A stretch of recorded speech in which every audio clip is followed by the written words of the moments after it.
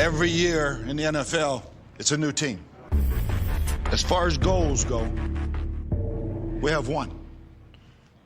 Putting a fucking ring on our finger. Welcome to the Buccaneers Observer Podcast. This is Ralph Phillips. I'm Molly Bay. Today is July 25th, 2019. 45 days to kickoff. But you know what? Football is here. Boom. It is the eve of training camp. By the time this podcast comes out, it will be training camp. And Ralph's 29th birthday. 29. You're so funny. Please wish him a very happy birthday. We had a press conference today with Bruce Arians. Bruce. Jameis Winston. Devin White. Interesting little nuggets there. It was good to see them back. Very good. They had quarterback school this week where the rookies came in Sunday and then all the quarterbacks came in too. Except for... Jameis was there. Everybody was there. No, the one with the hamstring. Oh, Fitzgerald. Well, he might have been there, but... Nick Fitzgerald injured a hammy playing volleyball on the beach. Beach volleyball. So he's actually been put on the PUP list. Yeah, everybody on the PUP list needs to step up their game because this is a whole new team. Everybody's fighting for their jobs. If you ain't out there practicing, you probably ain't going to make the team. Yeah, and he said as much with Justin Evans. He said, I've never seen the guy play. Yeah, exactly. I'm curious about that.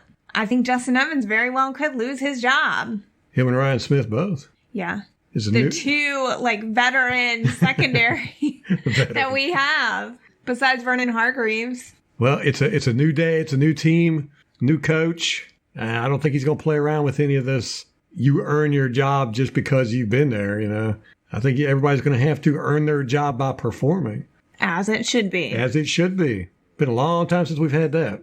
We had talked about Devin White signed his rookie contract the other day. And we didn't know anything about the contract other than the fact that it was 4 years and it was all guaranteed money for 4 years. There was guaranteed money each year and then a fifth-year option.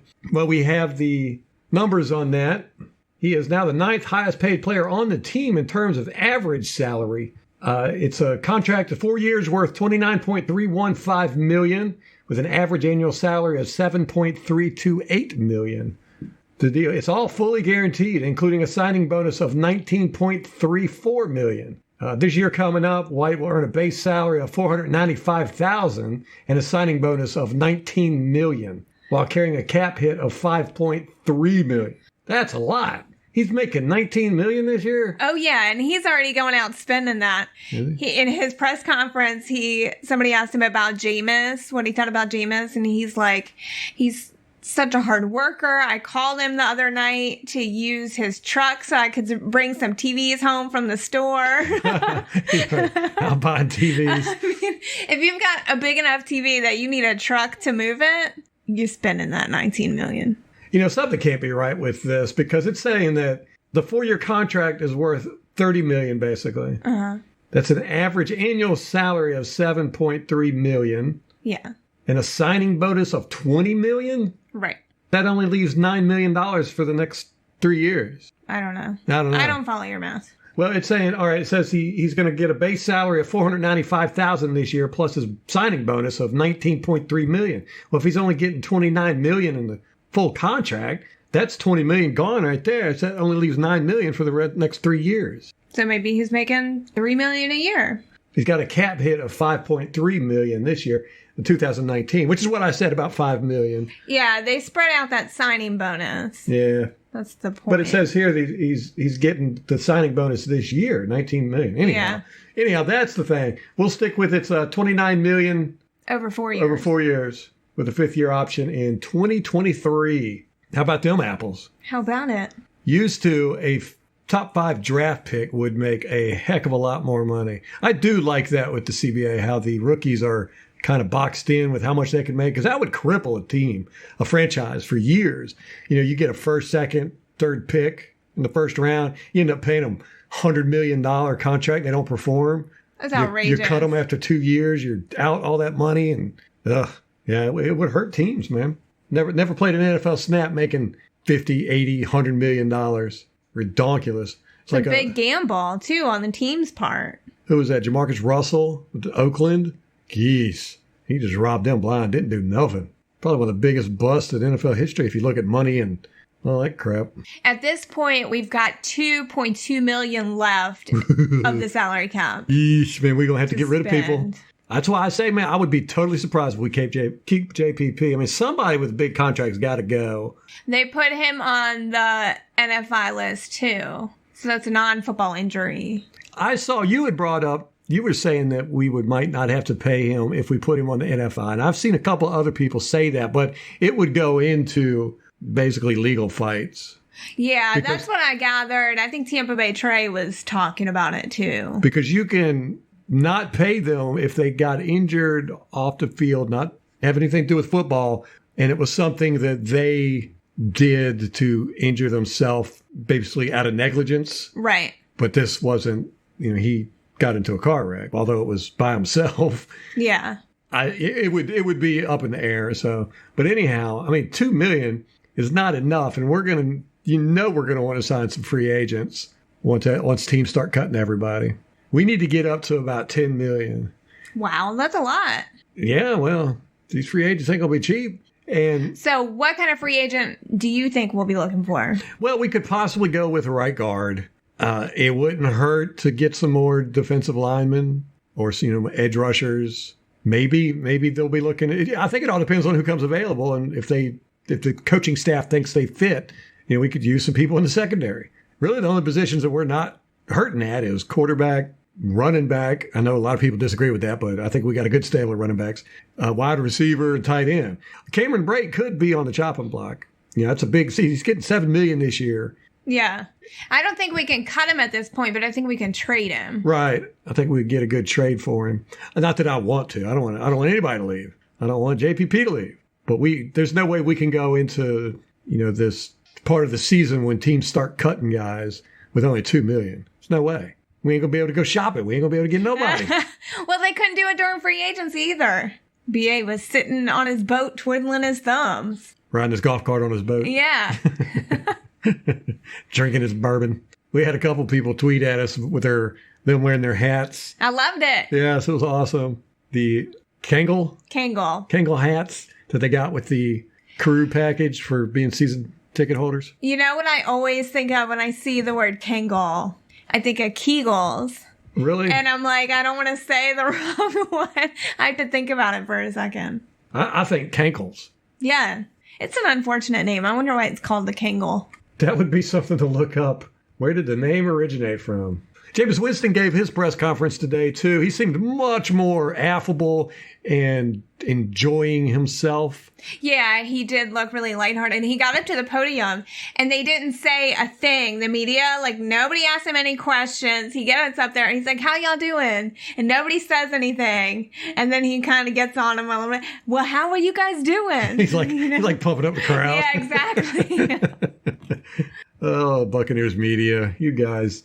It's such a far cry from, remember about midway point last year, how he was just so dejected, somber, and I was so sad to see. Dirk Cutter really put a whooping on him, man. Just messed with him mentally. I don't think purposely. I think he just didn't know how to manage people. Yeah. But yeah, Jameis seems much more lighthearted. But the Jameis we remember when he first got drafted, all full of bravado and we're going to win and not doing a bunch of coach speak. What were we saying about Jenna Lane? Oh, during Devin White's press conference, She asked about 20 questions about the horse. Immediately as soon as he got up there. I know, man. I'm like, the dude's still hurting. He's probably still sad about it. Ask the question. She's probably going to write a story about it is why she's asking. Yeah. I think she did already, didn't she? She might write another one. She's going to beat that horse to death. Oh, I see what you did there. Oh, at least you didn't say dead horse. That's true. Beat a dead horse. Beating a dead horse. Yeah. We're horrible people. Stop. By we, I mean you. So, it's not funny. I'm really sad for him. He seemed to be in good spirits, though. Yeah. He said that they were riding at 7:30 at night in Louisiana. And she just got too hot. It's just too humid down there. Oh, I thought that he was here getting ready to sign his contract. They were putting the horse in the trailer. No. Really? Yeah. Well, he rode her. I think that was a Jenna Lane story. Got that one all wrong. I have to look that up. They he spent like all night with her. He tried to get her in the stable, I guess, with air conditioning and all that. And he said he went to the emergency vet with her at like midnight. And then the next morning he flew out. And she died after he flew out? I think before. I know he looked really sad when he was signing his contract. Yeah. Here we are talking about the horse. People do care. Yeah, I mean, well, I ain't got a problem with it. I want to know about the horse. Feel for the guy, man. That's sad. Yeah. I don't think he's got kids yet, does he? No. Not that I know of. But it's exciting to get football back in the bloodstream. You know, we've been watching that All or Nothing with the Carolina Panthers. We're almost finished. We got one more episode left. We're not done yet? No, we got one more episode left. All right. And they did exactly what I was talking about. It was, how many episodes? 8? Yeah. The Carolina Panthers basically had their implosion midway through the season. So that should have been the last 4 episodes, if you do the math. We want to see that shit drug out. I know. That's what I wanted to watch it for. And it's the last 2 episodes. They kind of touched on it the last half of the last episode. Or the episode 7 or 6? Yeah, something like that. Anyhow. So it hasn't been enough downtrodden and beat up Carolina Panthers for me. But I tell you, we have enjoyed the last part of this immensely, just watching them. And one thing I'll say, watching this, me and Molly have talked about it at length, the disrespect that the players seem to have for their coaching staff and the owner, they just came across that way in this. And of course, you got to take for consideration that, you know, these shows are edited to show you basically what the producers want you to see. But the way they were just treating their coaching staff and the ownership and everybody in the front office, it was just like, ugh, they don't have a whole lot of respect for these guys. Yeah, the inmates are definitely running the asylum there, and I don't see it getting any better this season, even with the changes that Ron Rivera has implemented with the coaching staff. I don't think it's going to help. Thomas Davis was openly mocking the defensive coordinator, like in front of the defensive coordinator, like he's standing right beside him. Now, this is a young guy. It was his first year as a coordinator, and he actually got his play calling duties revoked, and Ron Rivera stepped in at this point in the season because the defense wasn't performing. But so you have Thomas Davis, a leader, a veteran on the defense, mocking the defensive coordinator. Then you had a really awkward, weird exchange between Cam Newton and the owner. It was very strange. It was so weird, and I don't know if it was like that in real life. I wanted to crawl into a hole.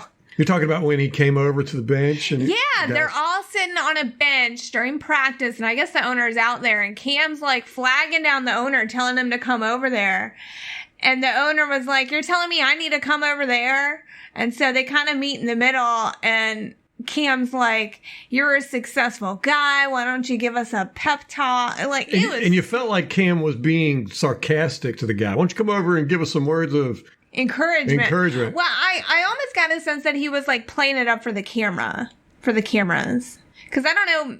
I get the sense that they encourage them to make a lot of speeches. I don't know. Yeah, and the owner walks over and he starts giving this, you know, he's kind of caught off guard, but he starts giving this whole thing, which I agreed with, you know, that basically success is about getting knocked down 9 times and getting up 10. You know, that's all success is being able to handle losing. And so he's kind of saying this to these guys, and it's not coming across really well, but they're all just sitting there kind of like rolling their eyes and looking the other way, and they kept interrupting him and trying to get him to shut up. And then Cam like cuts him off at one point, and they like go to shake hands or something, and Cam like grabs his hand and like holds it up for everybody and goes, it says in this weird voice, he's like, "You know how much money these hands have touched?" It was just very weird. Yeah, and I don't know, Cam, I just don't like him even more now. His showboating, it's just the Cam show. It's just all about Cam. We had quite a few Carolina Panthers fans listen to the podcast and give us not some very happy feedback from our last episode about our reviewing the All or Nothing. But hey, this podcast ain't for you. I'm sorry you're a Panthers fan. I really do. I really am. My heart goes out to you. It's kind of like being born in Afghanistan. Your life just sucks. You know? Probably just offended all the people in Afghanistan that listen to us. But, you know, just, hey, here, if you want your life to be better, join the Buccaneer fan base. That's all I'm saying. Don't be mad at us for telling the truth. Or what is it they like to say? My truth. My truth. We're just speaking our truth. We're just speaking our truth here. So, another thing that really struck me about the team was, and what has been made a big deal of for us this offseason, is the leadership in the locker room.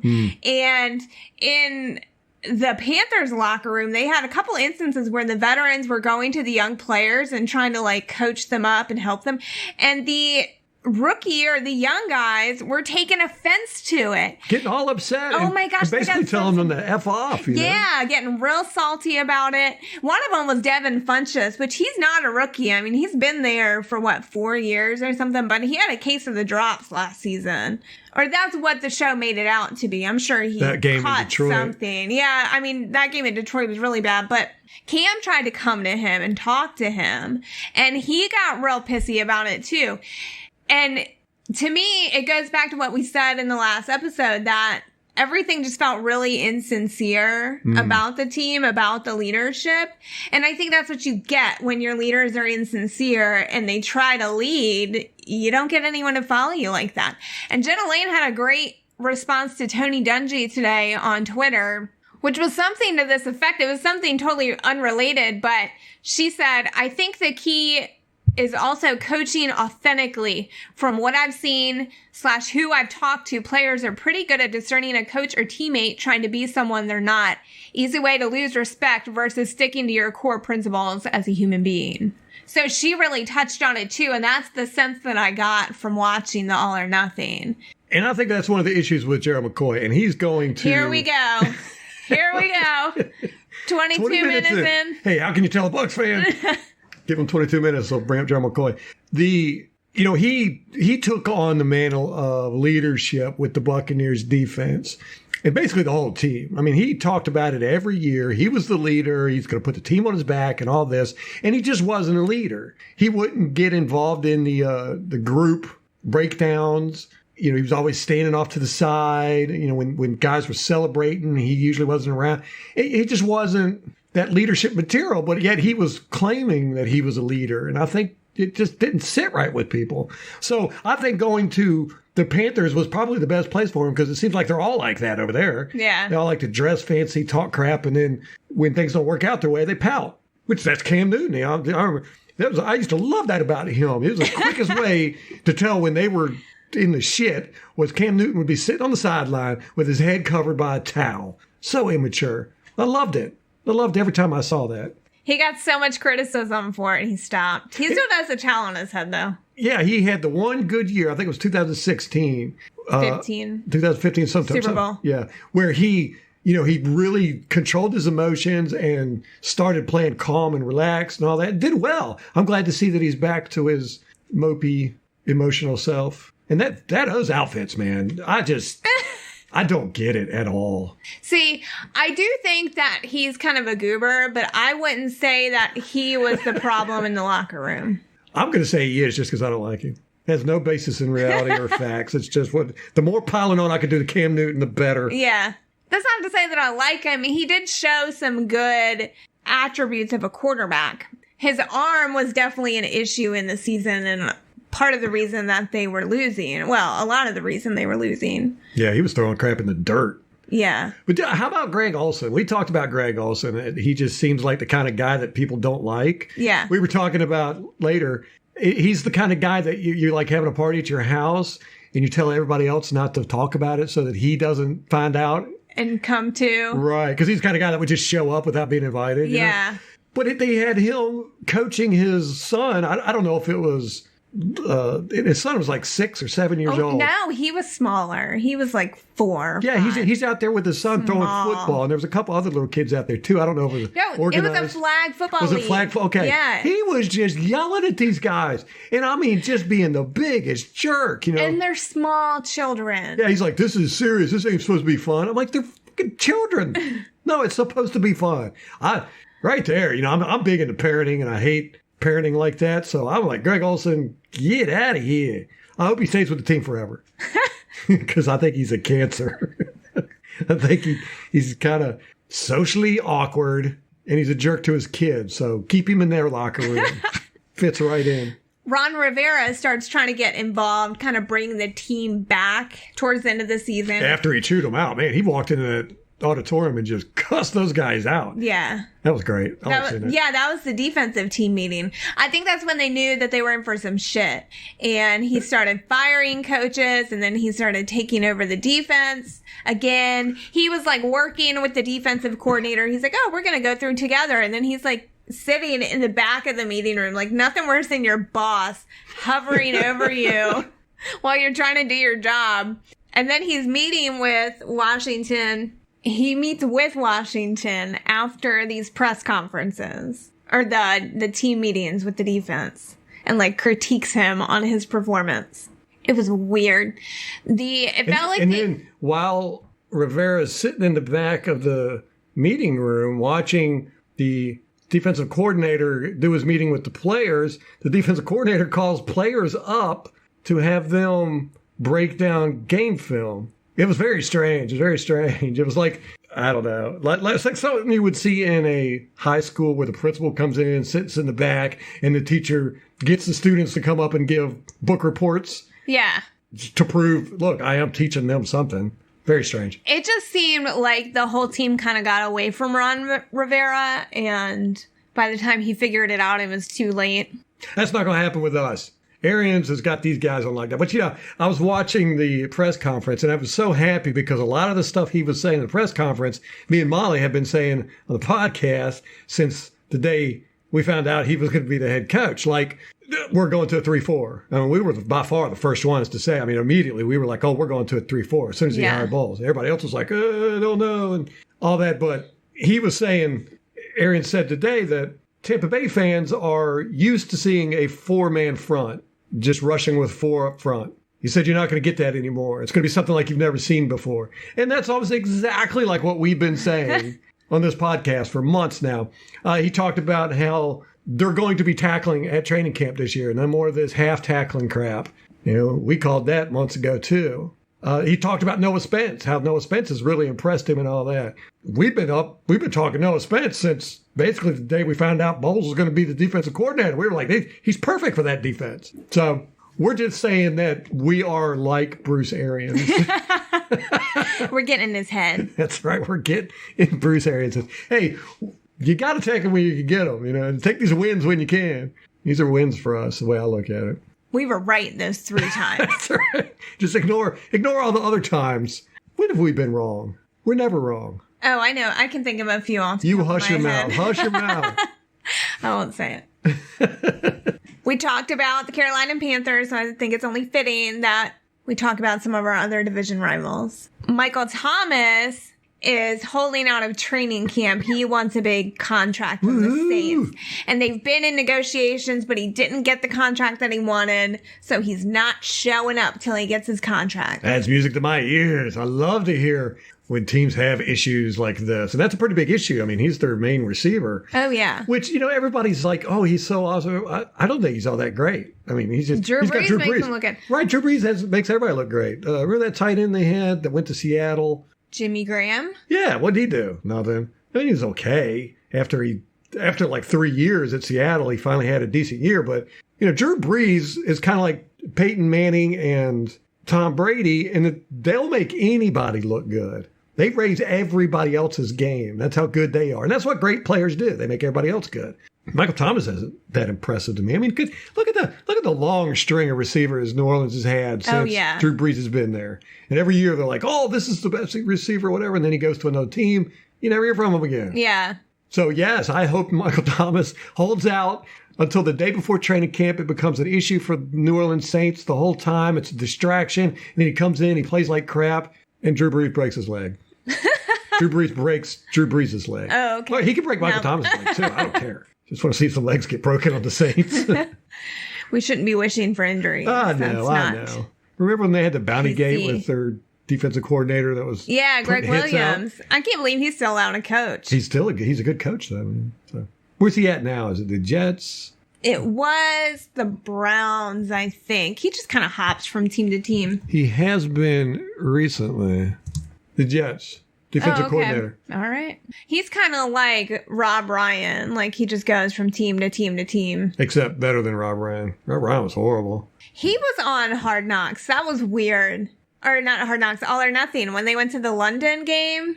Yeah, that was. The Panthers are walking in London, and there's Rob Ryan just sitting like at a table somewhere. Maybe. Yeah, and he was like, "Hey, what's up, Cam?" It was so weird. Like, what is that dude doing here? It was really weird. Like, no context. Good lead. Greg Williams has coached for the Houston Oilers, the Tennessee Titans, back when they were the Houston Oilers. And then when they became the Tennessee Titans, Buffalo Bills, Washington Redskins, Jacksonville Jaguars, New Orleans Saints, St. Louis Rams, Tennessee Titans again, St. Louis, Los Angeles Rams again, Cleveland Browns, and now the Jets. So he's about coached for half the league. Yeah. Keep your job, old man. Oh, but that, let's get back on the All or Nothing real quick. I want to touch on this. There was that game against the Falcons where number 11, Torrey Smith, hit Cam Newton as he was sliding, hit him in the head. Oh, yeah. Is that the one that got ejected? Yes. Okay. Now, during that play, number 11, Torrey Smith number 27, DeMonte Casey hits Newton as he's sliding, hits him in the head. Everybody gets in an uproar. Well, number 11 from Carolina, Torrey Smith, runs over and shoves DeMonte Casey. Now, Torrey Smith got a personal foul for that, but he didn't get ejected, and he didn't get suspended. And then number 98, McKinley, Tackerus McKinley from Atlanta, he came in and hit number 11. Do you remember when Mike Evans hit Marshawn Lattimore in the Saints game, and they suspended him for a game afterwards? Yeah. How come they didn't do that here? I mean, I don't know. I missed the whole 27 point. was thrown out of the game. Yeah. Right? So 27 hits. But that was Cam because Newton. of the hit on Cam Newton.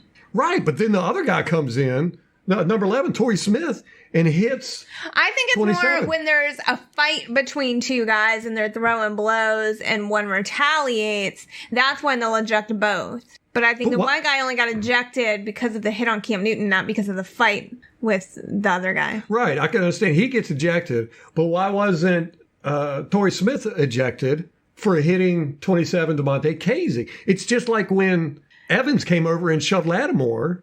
Evans got a game suspension for that mess. So why didn't you see any of that with this? I don't know. I was just thinking about that whole exchange with Lattimore. Didn't Jameis poke his helmet, and then Lattimore turns around, and that's when Evans clocks him. Yeah, that was a great exchange. I loved it. There's a YouTube video of children that are arguing about whether it's raining or sprinkling. They're little. It went viral. You have to look at it. And the one kid goes, "You poked my heart." And that's what it makes me think of. He gets really upset because the little girl pokes him in the chest. He goes, "You poked my heart." Oh. Anyhow, to me, it just shows how we're the redheaded stepchildren of the NFL when crap like that happens. That's what every team in the NFL says. Well, every other team, they're a bunch of idiots and they're wrong. Speaking of the Falcons, they had a free... a bunch of idiots. Their free agent safety, J.J. Wilcox, that they just signed in the offseason, tore his ACL and won't play. Wow. The whole season. They got a defensive end, didn't they? Alan Bailey. They signed him to a 2-year, $5.25 million deal from... He was a former Chiefs defensive end. Now, Atlanta just signed him. They needed some depth on their line. It sounds like they're going to need some depth on their safety position. Yeah. Oh, they're getting messed up over there. Training camp hasn't even started. Well, that was practice on the 22nd. J.J. Wilcox. Was he a rookie? No, he's been all around the league. Okay. He gets around. He gets around. Our injured guys, we touched on this briefly with Justin Evans, the guys that we put on the PUP list. This is the physically unable to perform list. It was not just Justin Evans. It was also Jack Sitchie, outside linebacker David Kinney, and wide receiver Xavier Ubosi. Now, those guys need to step it up because I'm telling you, you are not going to make the team being on the PUP list. If you're not out there practicing and showing Arians your stuff, you're not going to make the team. Xavier Ubosi already got cut. Oh, we did? Yeah. Oh, that's right, because we signed two guys. We signed an undrafted rookie cornerback, Mazzy Wilkins. He played at Plant, I don't know where that is, in USF. And he was a tryout player at our mini camp in May. And then we also signed tight end Troy Nicholas, who played for Bruce Arians at Arizona from 2014 to 2017. So he's going to compete for a backup tight end job. Isn't that the tight end? This is the guy that said, quote, when talking about Bruce Arians' coaching style, he said, quote, he gets my name confused with dumb motherfucker a lot. That's so funny. Arians said that at his press conference today. He said, if you're going to bring your kids out to the training camp, you might want to put some earmuffs on them or something. Plug their ears. Yeah. It's not going to be family friendly. You might hear some language they ain't supposed to hear out there. Oh, and he said no music. He was emphatic about that. No music. And did you see that in the All or Nothing with the Panthers? They just got stomped, and Cam Newton during practice goes over to the DJ center or whatever it was they had over there. And he puts on this pop song. I don't even know what it was, some girl or something. It was TLC, thank you. Okay. Yeah. Unpretty. Wow. All my millennials will know what I'm talking about. And of course, Greg Olsen knows all the words. He's over there singing it to everybody. I knew all the words. I was singing it too. And everybody's ignoring Greg Olsen singing this. He's like trying to get everybody to pay attention. He's going, I know all the words, basically. So Cam Newton goes on, he's blasting this. And then Thomas gets pissed off because apparently he's like, hey, we shouldn't be out here having fun. No, he just hated the song. It was the song. He's the fun police. He's that guy. So he goes over there and turns it off. I was like, and then walks off the field. I was like, maybe that's why he's not with the team anymore. Yeah, that and joking. Yeah, the defensive coordinator. You gone. Brian Anger signed with the Texans. He did. Yeah. Bruce Arians was talking about the kicker situation in his press conference. Sounds to me like Matt Gay is the favorite to win this one. The way he said it. Yeah. What he's looking for. I'm looking for somebody that can kick it long. And make a long one when we need it, a 50-plus yarder, which that is not Cairo Santos. Didn't he kick he kicked like a 53-yard game-winning field goal for us last year, didn't he? I want to say it was against, I can't remember what. Probably, but he definitely doesn't have the leg that Matt Gay does. I guess, from what we've heard. Right. Yeah, Matt Gay has apparently got a heck of a foot. We're talking about having to raise the roof in the practice facility because he's going to... Well, they're not using that anyway. Maybe that's why, because he can't. He keeps hitting the ceiling. Well, he's a kicker. He's not a punter, and he's hitting the roof. Yeah. That's what I'm saying. Is that good? I don't know. I don't know if it's good, but it just showed he's got a strong leg. I think they were being facetious. Funny. Sarcastic. I like how you got to give me synonyms for your big words. I'm a dummy. God. JPP got on the top 100 list. He did. It 65? Just came out. Number 65. That's right. Yeah, it just came out like 5 minutes ago. Number 65. Not bad. I'm glad. Did you? But Gerald McCoy made it. I know, but it's going to be all year. You know what? I've been coming up with a Buccaneers drinking game for the season. Yes. And? I was just thinking we should do one for the podcast where you got to take a drink every time you mention Gerald McCoy. Well, you'll be too sloshed to edit. He was ranked 75th on this stupid NFL Top 100 list. Okay, here we are going. Oh yeah, good for JPP. He got number 65. This list is awesome. Yeah, and it's stupid when people don't like on it. But I mean, Joe McCoy's stats weren't any better than they were last year, and he's 75th now. I don't know. And he didn't make it on there last year. Right? Doesn't make any sense to me. These things are, they're just popularity contests, just like the Pro Bowl. Pro Bowl. Did you hear that Mark Sanchez is officially retiring? Oh, no. I know. The butt fumble was one of the greatest plays in NFL history. That was like his best season as a spectator because this is my favorite John Gruden moment ever. Ralph and I about died. He's announcing a Monday Night Football game when Sanchez, is he with the Jets or the Eagles? He was with the Jets. And it's a crappy game for Sanchez. Like, he's just getting stomped. And you know how John Gruden basically kisses everyone's ass when he's announcing the game. And it's bad for Mark Sanchez. And he's sitting on the sideline. He's looking at a binder. He's got his head in his hands, just kind of clutching his hair, like pulling his hair a little bit. And John Gruden goes, I don't know what's going on with Mark Sanchez. It looks like he's doing calculus down there. And Ralph and I look at each other. We're like, did John Gruden just call Mark dumb? He can't. The playbook was just too much for him to understand. It was bad. Never forget it. I'll never forget that butt fumble. I was watching that game. You were sleeping. I don't know if you remember me waking you up and being, you've got to see this play. He just fumbled the ball running into his offensive lineman's big ass. It was hilarious. He had that one good season, and he just looked like he could be an elite quarterback. They get to the NFC Championship, lost, and then it was just all over. The Jets are just a shit organization from top to bottom. They're just bad ownership, bad management, everything. They don't care, and they're in a division. They're going to wait till Bill Belichick and Tom Brady die before they even try. And not just retire, they're going to die. Yeah. So when nobody remembers those two, then that's when the Jets might actually start trying to win games. But I wouldn't play for the Jets for nothing. I'd play for the Browns before I play for the Jets. You go to the Jets, that's where your career dies.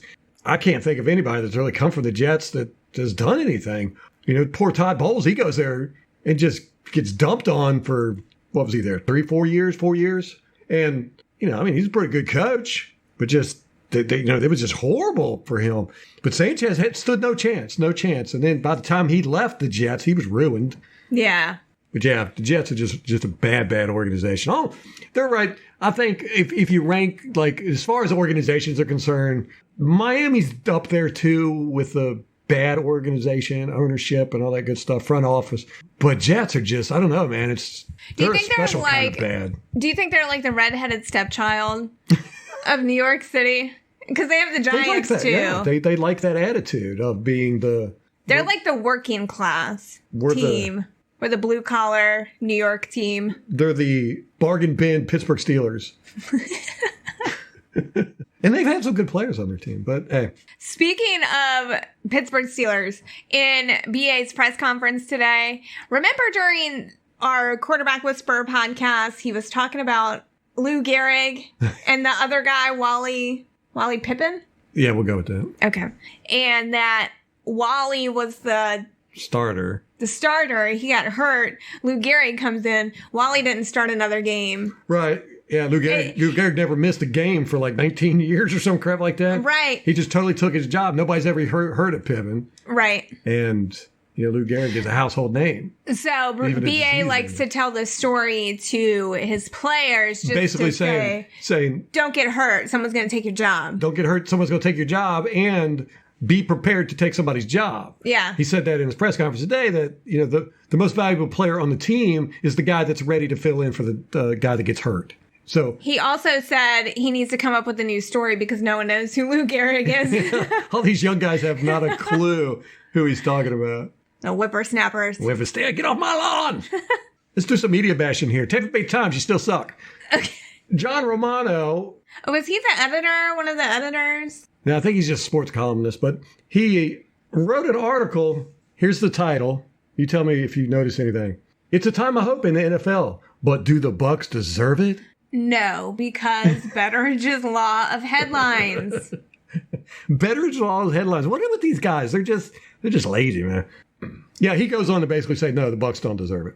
He bitches about how the Bucs have not been in the playoffs in 11 years and even brings up a bunch of math to show how hard that is to do to not make the playoffs in today's NFL. Tell that to anyone who has to play the New Orleans Saints twice a year. I mean... Yeah, and he says that the fans should not be hopeful. And that was really the whole purpose of this whole article. Yeah. Here I'm going to quote. Here's a quote. The truth is, this is the time of year when the NFL sells hope. Sometimes it's real and sometimes it's concocted. But most towns have seen enough good days to believe anything is possible in the parity-driven NFL. We, on the other hand, have come to view hope as a 4-letter word. So let them be stoked in Kansas City and pumped in New Orleans. Let them start saving money for playoff tickets in Indianapolis and clearing their schedules in Chicago. As for Tampa Bay, we will do it our way. Cynically, sarcastically, and suspicious of hope. Why are we encouraging that? These people they're just sad people, man. I think they live lives of misery and they want everybody else to be miserable around them. If you're not hopeful at this time of the year, what in the world is your life about? And what do you watch sports for? They're supposed to be fun. It's entertainment. These guys don't have fun. I guess they're just not a fun Good Lord, Debbie Downer, John Romano. No, I mean, go back to your cats. It's just embarrassing. It's embarrassing. And I understand that sports teams across the league have writers like this and all this, but the Tampa Bay Times is just infested with them. Yeah. There's not a single person at the Tampa Bay Times that I like to read because all they are is negative, Debbie Downer, cynical. And like Tom Metrics had a tweet the other day, our boy Tom. I woke you up with this one too. Yeah, she sent this to me. First thing in the morning. And she says, he tweeted out, said, Bruce Arians continues to push a misinformed narrative because Bruce Arians said, don't play from behind when he's got to throw it 50 times and put the onus on him to win the game and make kicks. End quote. Jameis Winston's early game turnovers are part of the reason the Bucs have been playing from behind, according to Thomas Bassinger. But then again, a bunch of people pulled up stats in the tweet thread showing him how wrong he is. One guy. I love that because he loves to use stats to prove his point and he'll manipulate them. Mm-hmm.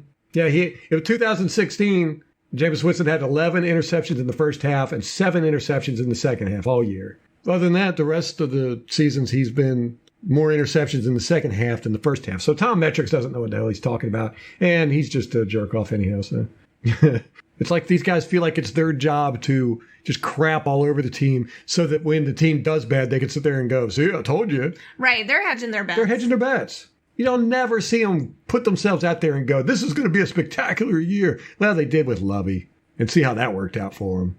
Man, they all kissed Lovey's butt so hard. Oh, yeah. They're the ones that got him here. Yeah, true enough. Who they wanted. That's who they wanted. I would like to see that. I would like to see a football team of nothing but stocked with players picked by sports writers. It would probably be the worst football team that's ever existed on the planet. Isn't that what fantasy football is, though? Yeah, I'd love to play these guys in fantasy football. You just mop the floor with them. Nah, well, fantasy football is totally different. It's not the same as real football, of course. We know that. There's a lot of people that don't. I know. Apparently, everybody at the Tampa Bay Times. If we just got this guy that had these many interceptions, we would have that many interceptions too. That's not how it works. Were you reading that right off a Joe Bucs fan? No. And we wanted to thank all you listeners out there that have been sharing our podcast with everybody. We do appreciate it. We appreciate all you listeners. You're the reason why we're here. Well, that and the fact that we just like to talk Bucs. And probably if there wasn't any listeners at all, we'd still be sitting doing this. Yeah. All we've done is basically just put a microphone in front of us because this is how we talk all the time. We sit around and talk about the Bucs and other things, but we won't do that for the podcast. We are going to finish off the All or Nothing. We're probably going to watch the last one tonight or tomorrow night and get that wrapped up. We'll give you our whole summation. I'm still going to do, like I said, where because I've been recording us watching it. You know, I got my phone sitting there recording while we're watching it. So I'm just going to pull out some of the funny stuff we say. And you got keep in mind, we've been generally drunk when we've watched this. So we should be able to get a few good sound bites out of it. So we'll give you a wrap up on that. Tomorrow is training camp, but y'all will be listening to this tomorrow. So training camp starts while you're listening to this. It's probably already started. On Ralph's birthday. Yay, Ralph. Big 29. Is that what you said, 29? Yeah. Oh, to be 29 again. Oh my gosh. It's like half a lifetime ago. If you want to get in touch with us, we're on Twitter at Bucs_Observer. You can reach us by email at mollybay@buccaneersobserver.com or ralph@buccaneersobserver.com. We're on YouTube and Facebook. Search for us there. And we're also on the World Wide Web at buccaneersobserver.com. All right, guys, we will talk to you Monday. And by then, we'll have some good information about training camp. Oh, Ian Beckles is supposed to be doing his radio broadcast from training camp starting tomorrow, I think. I'm not sure. So check that out. I downloaded the iHeartRadio app so I could listen to it. The 620 WDAU, right? I think so. I'll find it. Okay. Anyhow. And also, tweet us your pictures from training camp. We can't be there this year, but I'd still love to see what's going on. Do it. Do it. Do it. All right, guys, that's going to wrap it up for us. Till next time. Go Bucs.